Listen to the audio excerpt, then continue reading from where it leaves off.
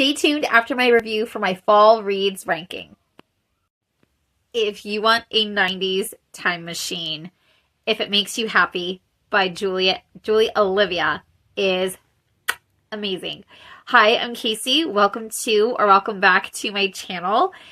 I finished this amazing book today. I gave it 4.5 stars. I'm just like, there was a part of me that I didn't know that still existed. That was just, whew, I was touched, guys. It was so good.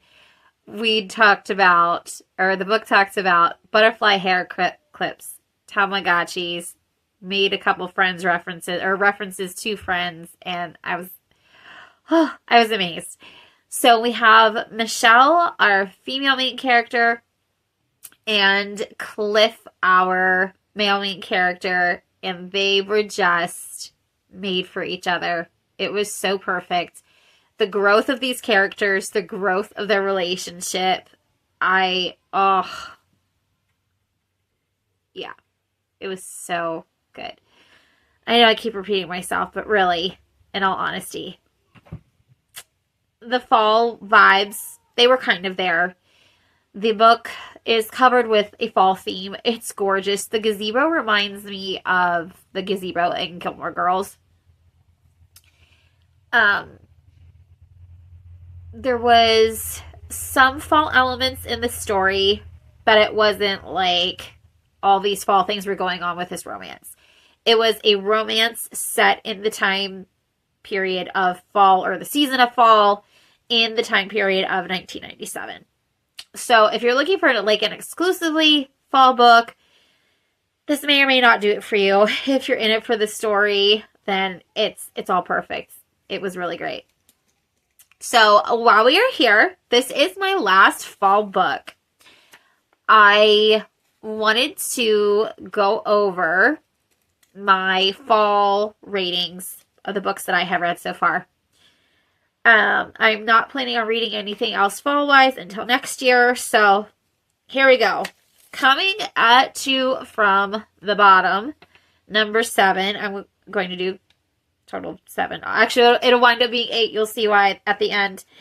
Is Fall I Want by Lyra Parrish. If you have seen my previous review of this, you know that I absolutely hated this book. It's one of the worst books that are... I don't want to say worst books. It is one of the books that I did not enjoy at all. It took me 8 days to get through it, and I wish I would have spent the time reading something else. Number 6 is Let's Give 'Em Pumpkin to Talk About by Isabella Popp. The fall vibes were there. It was cute, but the main female character she grated on me. Couldn't really stand her. I love the main male character, but... Okay, coming in at number 5 is The Good Girls of Maple Lane by Jacqueline Firkins. The dog in this book, guys, the growth of this dog and how it mirrors the female main character's own personal growth. The found family, the friendships. Yes. It starts off in fall. Fall is not a key player. The weather and the seasons are described well as they change, but it's not like it's a center focus. Still an amazing book. I would honestly probably wind up reading this one again. Number 4 is The Dead Romantics by Ashley Poston. This one is a bit deceptive because it's not a fall book. It doesn't take place in fall. But the cover has fall colors. The themes around it are very much relatable to fall, about letting go, about appreciating what you have, about wanting better for yourself. You know, in fall we learn, as the leaves fall, we let things go for the year that maybe we didn't get accomplished. We start focusing on other things. It's a beautiful book. It's beautiful. I loved it.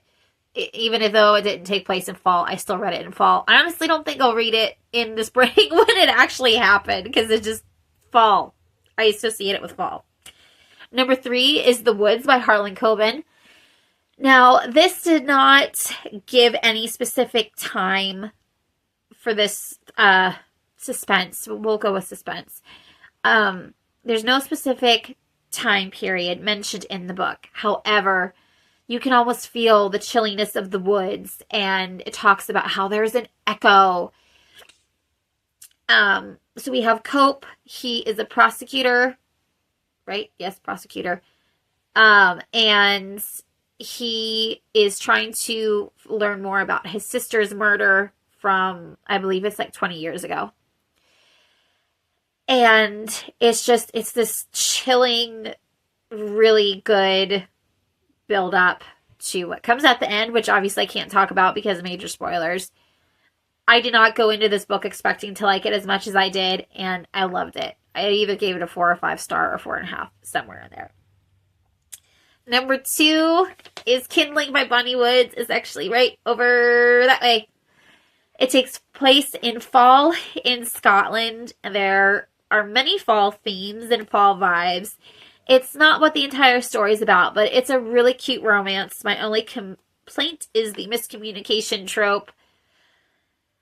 It's probably like my least favorite trope, guys, because when you're an adult, you need to have a conversation like an adult and not just walk away. I can't stand it. I digress. Coming in at number 1, I have 2, and for 2 very different reasons. First of all, The Honeycrisp Orchard Inn by Valerie Bowman, and If It Makes You Happy by Julie Olivia. So they are sharing the number 1 spot for 2 very different reasons. If you're looking for all the fall vibes, a parade, what's it called? Not a patch. It's with the apples. A glow up for the local fall celebration. We're going to go with that because my brain doesn't want a brain. If you want a dog dressed up like a pumpkin, whose name is also Pumpkin, then Honeycrisp Orchard Inn would be my go-to. If you just want not just one, but if you want a really, really amazing story that takes place in fall, If It Makes You Happy by Julie Olivia takes number 1.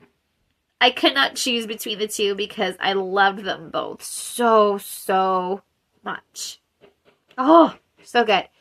Okay. And then while I am gesticulating, if you saw my sticky notes, I had 2 books that I DNF'd. I DNF'd Love and Lattes at Pumpkin Hollow by Victoria, can't read my own handwriting, Walters, maybe?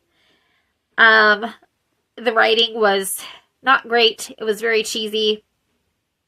If you have a farm, you're going to try to work your farm all year round. And it took this chick, the main character, a very long time, apparently, to figure out that, hey, she should open up a pumpkin patch in the middle of September and hope that she has pumpkins that grows. Too illogical, wasn't following it. And then there's Pumpkin About You by Athena Carstairs. No, just no. She tried her best at giving autistic representation. I know enough autistic people that I know that not everybody falls along the same line, but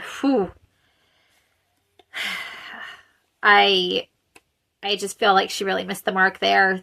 It was just too cheesy. No. So I DNF'd those 2, which I'm sad about because I was looking forward to both of them. But I had a total of 8 really amazing fall books, and I feel like that is still a win.